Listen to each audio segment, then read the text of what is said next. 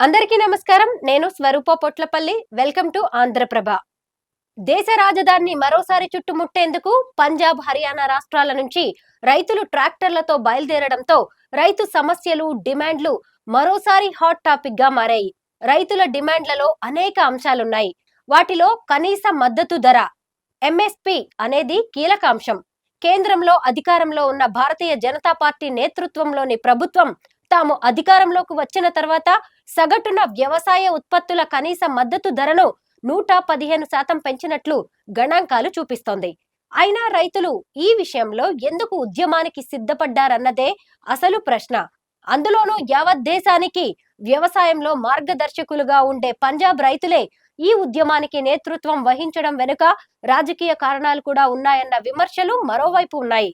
వీటి సంగతి ఎలా ఉన్నా రైతుల డిమాండ్లలో కీలక అంశమైన కనీస మద్దతు ధరకు చట్టబద్ధత కల్పించే విషయంలో కేంద్ర ప్రభుత్వం ఎందుకు జాప్యం చేస్తుందో తెలుసుకోవాలంటే దానితో ముడిపడ్డ ఇతర సంక్లిష్టతల గురించి కూడా మనం తెలుసుకోవాలి. అసలు వీటికి మద్దతు ధర ఎందుకు? వ్యవసాయానికి ముఖ్యంగా వివిధ రకాల పంటల సాగుకు అనువుగా ఉండే దేశాల్లో మన భారతదేశం ఒకటి. మొత్తంగా వ్యవసాయ భూమికి పరిమితమైన వనరు, కానీ భూగోళంపై జనాభా మాత్రం అపరిమితంగా పెరిగిపోతుంది. అందులో భారత్ అగ్రస్థానంలో ఉందని చెప్పొచ్చు.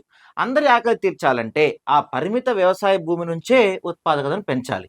అందుకు తగిన ఆధునిక వ్యవసాయ పద్ధతులను ఆచరించటం, సాంకేతిక పరిజ్ఞానాన్ని వినియోగించటం, భూసారాన్ని పెంచే విధంగా చర్యలు తీసుకోవడం వంటివి చేయాలి. అయితే ఇవన్నీ రాత్రి జరిగిపోయే పనులు కావు. ఇలాంటి సమర్థవంతమైన వ్యవసాయ విధానాలు ఏర్పడే వరకు రైతుల ఉత్పత్తులకు కనీస మద్దతు ధర ఉండాలని, అలాగే ప్రభుత్వం ద్వారా సేకరణ, ప్రభుత్వం ద్వారానే పంపిణీ జరగాలని ప్రఖ్యాత వ్యవసాయ శాస్త్రవేత్త డాక్టర్ ఎంఎస్ స్వామినాథన్ కొన్ని సిఫార్సులు చేశారు. ఈ మద్దతు ధరను లెక్కించడానికి ఒక సూత్రం కూడా ఆయన రూపొందించారు. ఆ ఫార్ములా ఏంటంటే, వ్యవసాయ ఉత్పత్తి వ్యయానికి 50% కలిపితే మద్దతు ధర వస్తుంది. ఉదాహరణకు పంట సాగు ఎకరాకు 10,000 ఉత్పత్తి వ్యయం అనుకుంటే మద్దతు ధర 15,000 ఉండాలి.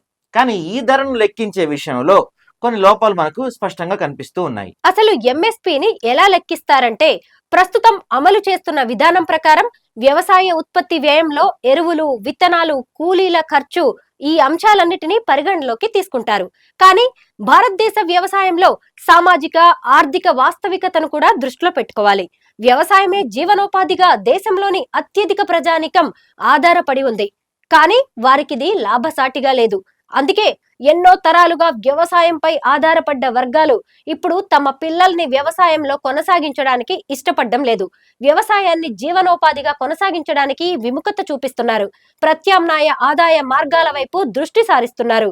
వ్యవసాయంలో రైతుల కుటుంబ శ్రమ, భూమి ఖర్చులు, కౌలు వంటివి కనీస మద్దతు ధరను లెక్కించే విషయంలో పరిగణనలోకి రావడం లేదు. తద్వారా మొత్తం వ్యవసాయ ఉత్పత్తి వ్యయం పరిగణనలోకి రావడం లేదు. ఫలితంగా పంటలకు ప్రకటించిన మద్దతు ధర రైతులకు లాభసాటిగా మారడం లేదు. ప్రస్తుతం ప్రభుత్వం వ్యవసాయ ఖర్చులు, ధరల కమిషన్ సిఫారసుల ఆధారంగా సంవత్సరానికి 2 సార్లు దాదాపు 2 డజన్ల వస్తువులను కనీస మద్దతు ధరను నిర్ణయిస్తోంది. ఈ మద్దతు ధరకు చట్టబద్ధత లేదు. పర్యవసానంగా రైతుల ఉత్పత్తులను మద్దతు ధరతో ప్రభుత్వమే ఖచ్చితంగా సేకరించాలన్న పరిస్థితి లేదు. అలాగే చట్టపరమైన మద్దతు లేనందున ఎక్కడైనా రైతులకు అన్యాయం జరిగితే వారు న్యాయం కోసం ప్రభుత్వ యంత్రాంగం, న్యాయస్థానాలను ఆశ్రయించే అవకాశం కూడా లేదు. కొనుగోలు చేసిన పంటల పరిమాణం, నాణ్యత రెండింటినీ నిర్ణయించే అధికారం పూర్తిగా ప్రభుత్వానిదే కావడం వల్ల రైతులు కోరుకున్న ధర దక్కడం లేదు. అయితే అసలు మద్దతు ధర వస్తే మనకు రాబోయే చిక్కులు ఏంటంటే, రైతులు తాము పండించే అన్ని పంటలకు కనీస మద్దతు ధర ఉండాలని, దాన్ని చట్టబద్ధత చేయాలని రైతులు ప్రధానంగా డిమాండ్ చేస్తున్నారు. అయితే ఆయా పంటల ప్రపంచ ధరల్లో హెచ్చుతగ్గులు, సేకరణ, ఒత్తిళ్లు, ఎగుమతిలో పోటీతత్వం వంటి అంశాలు ప్రభుత్వాన్ని ఇక్కడ మనకి గేరకాటన పడిస్తున్నట్టు కనిపిస్తుంది. భారత్లో మద్దతు ధరకు సేకరించిన వ్యవసాయ ఉత్పత్తుల కంటే ప్రపంచంలో ఇంకా తక్కువ ధరకే అవి లభిస్తున్నాయి. వరి, గోధుమ వంటి ఆహార ధాన్యాల విషయంలో ఆహార భద్రత చట్టం ప్రకారం ప్రభుత్వం సేకరించిన పంట దిగుబడిని వాణిజ్యం కోసం ఎగుమతి చేయడానికి మన భారతదేశంలో వీల్లేదు. మిగతా పంటలతో పోల్చితే వరి, గోధుమ వంటి ప్రధాన ఆహార పంటల దిగుబడిని ప్రభుత్వం కనీస మద్దతు ధరకు సేకరించడం వల్ల లాభసాటి ఉంటుందని రైతులు ఈ పంటల సాగుకే ఎక్కువ మొగ్గు చూపుతున్నారు. ఫలితంగా దేశీయ అవసరాలను మించి పంటల దిగుబడి వస్తుంది. ఆ నిల్వలు గోదాముల్లో పడి మూలుగుతూ ఉన్నాయి. పందికొక్కులు పాలవుతూ ఉన్నాయి. మరోవైపు పప్పు దినుసులు, నూనె గింజల సాగు ఉత్పత్తి తగ్గిపోతూ వస్తుంది.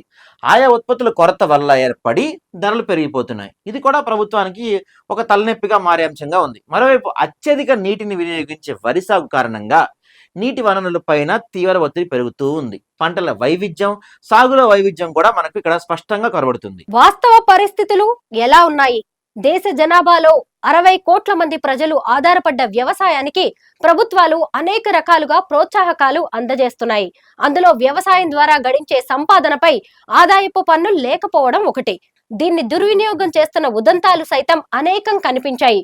అడ్డదారుల్లో సంపాదించే బడాబాబులు, సినీ ప్రముఖులు తమ ఆదాయాన్ని వ్యవసాయం ద్వారా గడించినట్టుగా చూపిన ఉదాహరణలు చాలానే ఉన్నాయి. దేశ ఆర్థిక వ్యవస్థ, వ్యవసాయం, రాజకీయాలు ఒకదానితో మరొకటి ముడిపడ్డ సంక్లిష్టమైన అంశాలుగా మారాయి. ఫలితంగా పెద్ద మొత్తంలో వ్యవసాయ భూములు కలిగిన వారు వ్యవసాయానికి అందించే ప్రోత్సాహకాలు, రాయితీలను పొందుతూ ఉన్నత స్థితిలో ఉంటే, చిన్న సన్నకారు రైతులు మాత్రం ఆర్థికంగా చితికిపోతున్నారు. అంటే పెద్ద మొత్తంలో వ్యవసాయం లాభసాటిగా ఉండగా చిన్న కమతాల్లో సాగు మాత్రం కష్టాలను, నష్టాలను మిగుల్చుతోందని అర్థమవుతోంది.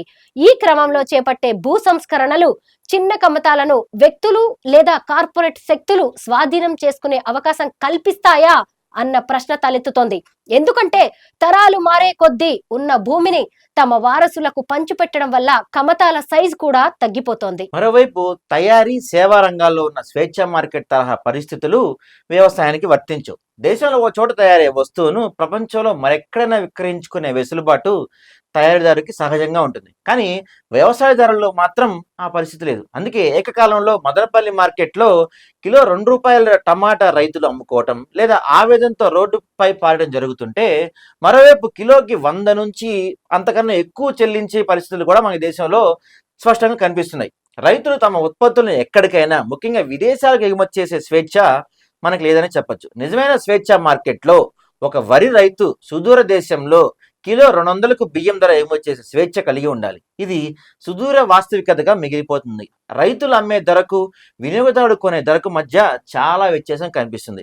మధ్య దళారులే అధిక లాభాలు ఆర్జిస్తున్నారు. కష్టపడి పనిచేసే రైతులు తమ ఉత్పత్తులు చివరి రిటైల్ అమ్మకపు ధరలో కొంత భాగాన్ని కూడా పొందడం లేదు.